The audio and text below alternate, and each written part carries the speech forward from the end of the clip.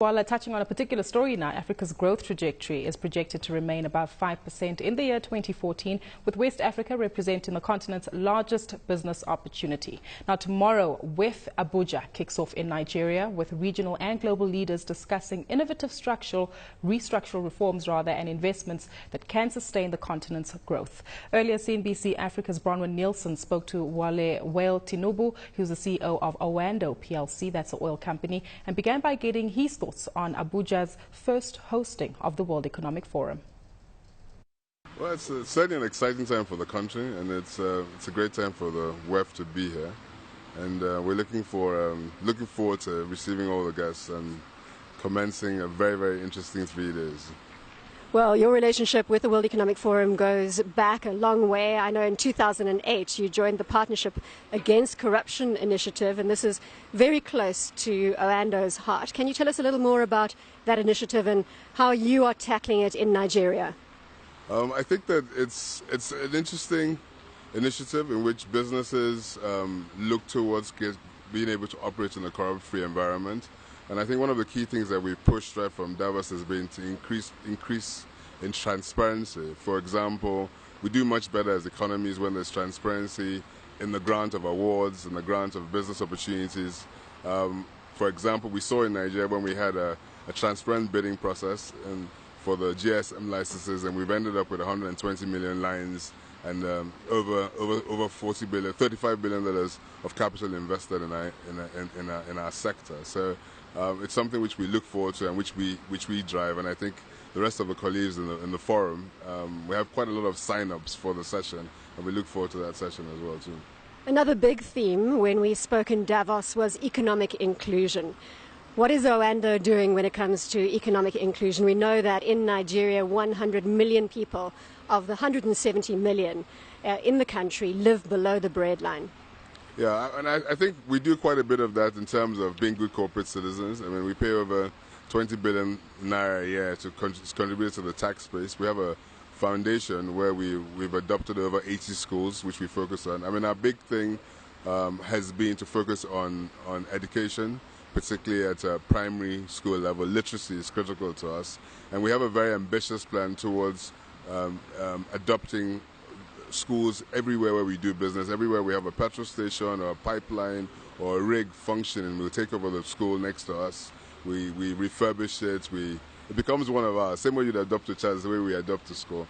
And we're increasingly spreading that same concept, and we look forward to being able to partner with other corporates in the rest of Africa, raise capital, match our grants with others, and export our model.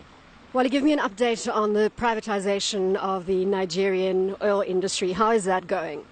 I think it's an ongoing process. There's quite a bit that has been already privatized and liberalized. I think the last bus stop really is that of the refineries, which has proven to be quite emotive in the past. But I think it's quite clear that something needs to be done towards ensuring we had a public-private sector partnership on the refining side, as well as encouraging the construction of private refineries within the country.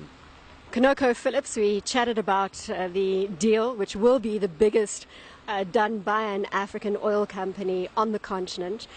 The deadline has now been moved to the end of June. You are waiting for regulatory approval. Any further status update?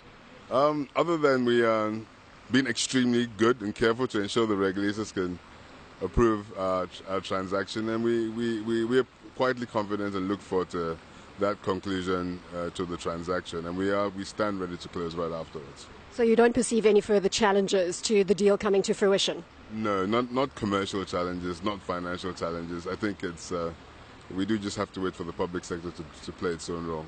Talking about the public sector, the petroleum industry bill is another issue that we've chatted about repeatedly. Any developments on that front? I think there's certainly a reawakening. I know that the House of Parliament, the Senate, and the Reps have been looking at final readings of the law, and it's something which we need. It's something which the industry needs to put to rest, because it's a whole codification of all the regulations in our petroleum sector, and for for the sort of investment which we require for the next phase in development of our industry, we need certainty, and that's what that law gives us. Fiscal certainty, commercial certainty, regulatory certainty. So we do look forward to that being passed. In the search for energy in Nigeria, I think the stat is that half of the Nigerian population does have access to electricity, although that is not, it's interrupted supply of electricity, and the other half of the Nigerian population live in complete darkness. The flaring of gas has long been an issue that's been discussed in Nigeria. I think Nigerian oil companies and international companies have potentially been flaring gas for almost 3 decades now, but this is changing. Where are we with utilizing gas to produce energy? Majority of the multinationals today have zero flare down policies. There's probably some old fields that still have technology that needs to be upgraded to do that. But all the new designs are coming with zero flare down technical specifications. One thing is clear, the opportunity is very large. There's an abundant amount of gas. The infrastructure is what we need to build out on, which we continue to build out on, to be able to deliver gas to the locations where it's required from the Niger Delta. I'm excited about the power reform that has gone on. Now the distribution companies are in the hands of the private sector. The generation companies are in the hands of the private sector. And we now have an enabling environment where private sector capital can develop new plans. So indeed, that half that doesn't have electricity is a question of time.